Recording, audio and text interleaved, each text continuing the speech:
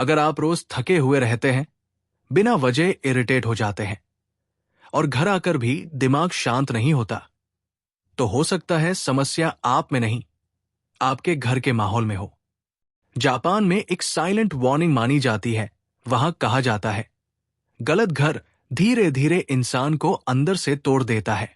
ना बुखार, ना दर्द, बस लगातार बेचैनी, और वो फीलिंग कि आराम कभी पूरा नहीं होता।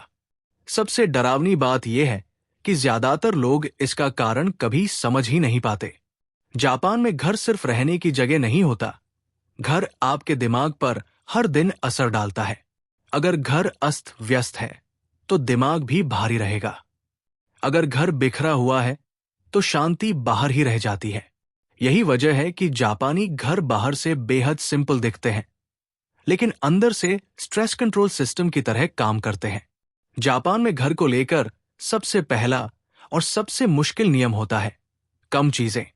ये सुनने में आसान लगता है, लेकिन यही वो जगह है जहां ज्यादातर लोग सबसे ज्यादा गलती करते हैं। जापान में फालतू सामान को सिर्फ गंदगी नहीं माना जाता, बल्कि इसे मेंटल प्रेशर कहा जाता है, क्योंकि वहां यह माना जाता है कि हर बेकार चीज दिमाग पर रोज थोड़ा थोड़ा बोझ डालती रहती है।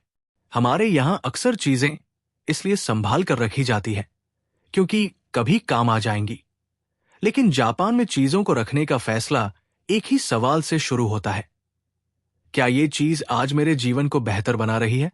अगर जवाब साफ नहीं है तो वो चीज घर में रहने के लायक नहीं मानी जाती। यही वजह है कि घर बाहर से भले ही भरा हुआ लगे, लेकिन अंदर से दिमाग चुपचाप थकता चला जाता है।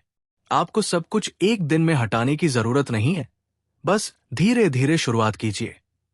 जो टूटा है, जो सालों से यूज नहीं हुआ, जो सिर्फ अलमारी और दिमाग दोनों को भर रहा है, उसे बाहर निकालना शुरू कीजिए। जैसे जैसे घर हल्का होगा, आप नोटिस करेंगे कि दिमाग भी बिना वजह थकना धीरे धीरे बंद कर रहा है। लेकिन अगर आपको लगता है कि सिर्फ सामान कम कर देने से सब ठीक हो जाएगा, तो यही ज्यादातर लोग चूक जाते हैं, क्योंकि जापान में शांति सिर्फ खाली जगह से नहीं, बल्कि शरीर की पोजीशनिंग से भी आती है। इसी वजह से वहां लो लिविंग कॉन्सेप्ट इतना इंपॉर्टेंट माना जाता है। जापान में लोग जमीन के पास रहना पसंद करते हैं। बेड, टेबल, सीटिंग सब लो हाइट का होता है, क्योंकि वहां यह माना जाता है कि जमीन के पास रहना शरीर को सेफ्टी सिग्नल देता है। हमारे यहां दिन भर कुर्सी, सोफा और बेड की ऊंचाई पर ही समय निकल जाता है, जिससे दिमाग को कभी यह सिग्नल ही नहीं मिलता कि अब खतरा नहीं है। जब दिमाग को यह संकेत नहीं मिलता, तो वो आराम करना सीख ही नहीं पाता। आपको पूरा सेटअप बदलने की जरूरत नहीं है, बस कभी कभी कुशन या मैट के साथ फ्लोर पर बैठने की आदत डालिए, क्योंकि ये छोटी सी आदत नर्वस सिस्टम को क्वाइटली बता देती है कि अब रिलैक्स किया जा सकता है। अब बात करते हैं उस चीज की जो दिखने में छोटी लगती है, लेकिन दिमाग उस पर सबसे तेज रिएक्ट करता है, नेचर। जापानी घरों में प्रकृति बाहर नहीं रहती, वो अंदर आती है। और यही वजह है कि ऐसे घरों में घुसते ही सांस अपने आप थोड़ी गहरी हो जाती है। एक छोटा सा पौधा, फर्नीचर या दरवाजे के आसपास लकड़ी का हल्का सा नेचुरल टच और नेचुरल कपड़े के पर्दे, बस इतना ही काफी होता है। हमारे यहां भी घर में पौधा रखने की परंपरा रही है, लेकिन समय के साथ वो सिर्फ डेकोरेशन बनकर रह गई।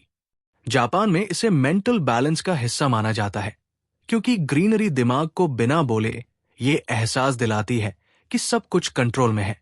लेकिन कई बार घर में पौधे भी होते हैं, जगह भी साफ होती है, फिर भी रात को दिमाग रुकता नहीं। इसकी एक बड़ी वजह होती है लाइटिंग। तेज व्हाइट रोशनी दिमाग को धोखा देती है और ब्रेन को सिग्नल देती है कि अभी भी दिन चल रहा है। हमारे यहां अक्सर एक ही लाइट दिन रात जलती रहती है, लेकिन जापानी घरों में सॉफ्ट वार्म लाइट इस्तेमाल होती है। जब रोशनी जेंटल होती है तो दिमाग अपने आप स्लो होना शुरू करता है।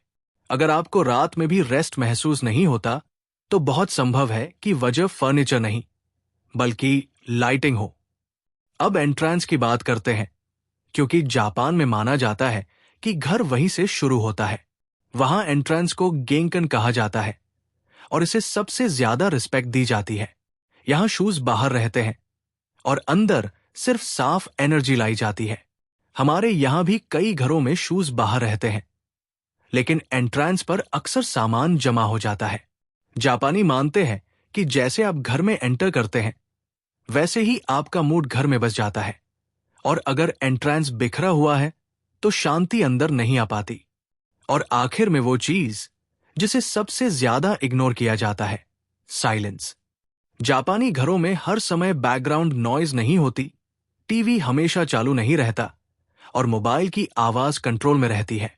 हमारे यहां साइलेंस को अक्सर अजीब समझ लिया जाता है, लेकिन जापान में माना जाता है कि साइलेंस दिमाग की मरम्मत करती है।